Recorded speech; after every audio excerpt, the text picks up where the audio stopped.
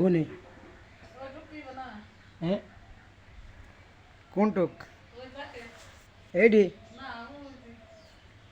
Eighty দেখে একটু দেখে ঘুরি দেখ কি বানাইছে একটু দেখে। এইটি আমার ফুবু, আপনারা দেখতে পাচ্ছেন।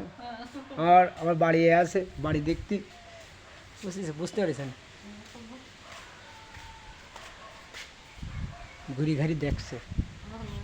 এই যে এদিক দেখো দেখো, এদিক দেখো, ওই দিক কি করেছে এটা দেখো।